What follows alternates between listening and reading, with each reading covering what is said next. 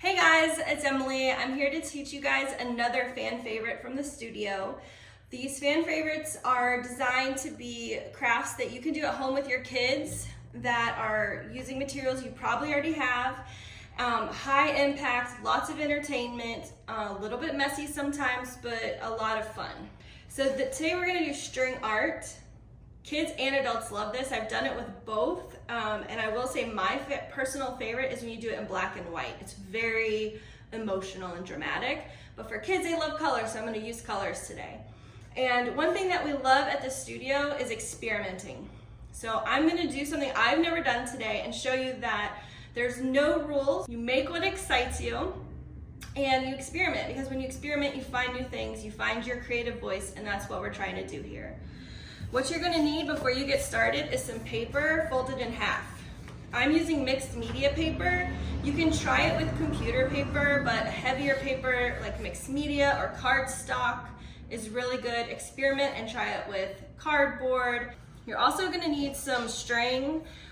We are gonna try it with yarn and with twine. This is natural and this is not. So they'll absorb the paint and release it differently, so we're gonna see what that's like. Then you're gonna need bowls filled with paint. This one is acrylic paint. Nope, sorry, this is tempera paint, which is really popular with preschoolers because it doesn't stain, it washes out. This is acrylic paint, which does not wash out. And then this is liquid watercolor, which will wash out with a little elbow grease. You wanna put your strings into the paint and let it soak in.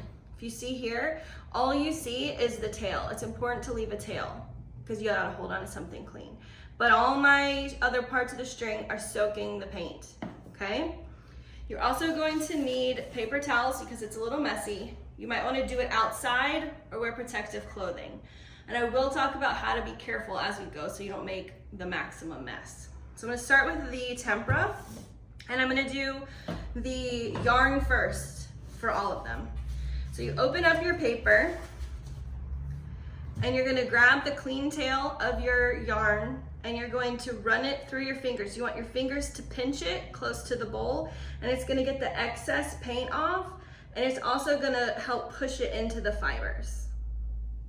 Okay, this is a point where you might make a mess. Don't snap it up really hard, okay? You just gently run it through. When you get close to the bottom, just gently let it go. Clean off your fingers.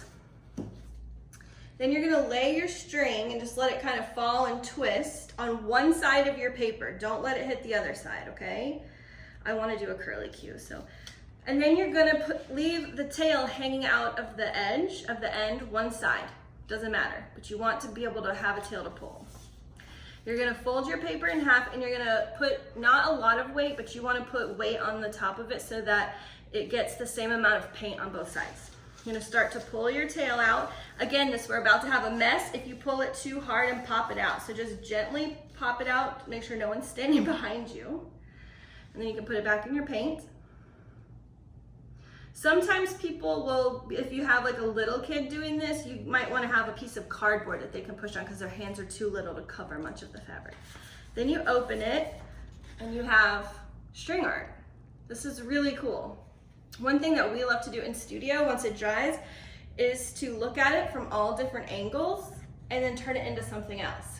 One of my favorite ones we've ever done looked like a flamingo, and it was hanging up for a long time until the original artist wanted it back and actually made art out of it. All right, so that was the tempera paint with the yarn. Now we're gonna do tempera paint with the twine and see if that makes a difference. So I'm gonna pinch it,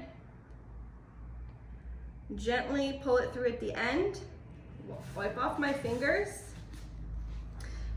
let it fall on one side of the paper, fold it in half, and we left the tail out, and now I'm gonna pull it. Make sure no one's behind you when you're pulling so you don't hit them with a gross wet piece of string. Now we're gonna open it and see. So I would say not that big of a difference in tempera paint between the two. All right, now we're gonna do acrylic paint. I'm gonna start with the yarn. Pinch, pinch, pinch. That one is messier because it's thicker.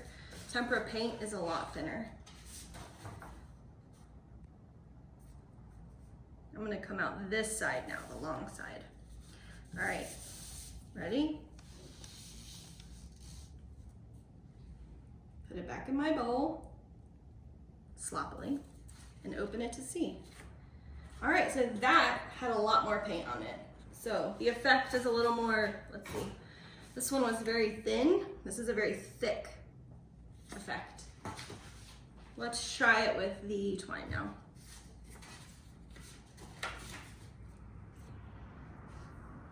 So again, we're doing twine and yarn because one is a natural fiber and one is not. They absorb paint differently. So on that yarn, if I had acrylic and I didn't want it to be that heavy on the paint, what I would do is probably run my fingers over it twice to squeeze out more of the paint. All right, here we go. This is acrylic with natural twine. You should also experiment and see when you pull slow versus if you pull fast, what it would do. Very cool. I think I see like a ram or something on this one. What do you think, Brady? Could we turn it into an animal? Yeah, Elephant? it does look like, it looks like a ram, yeah. Yeah, ram or an elephant. So here we go. This is the difference between twine, natural fiber, and yarn, unnatural fiber. Because that yarn's not cotton or wool. That was just probably like polyester. Okay, now the experiment. I've never done it with watercolor, with liquid watercolor, so I have no clue what's gonna happen.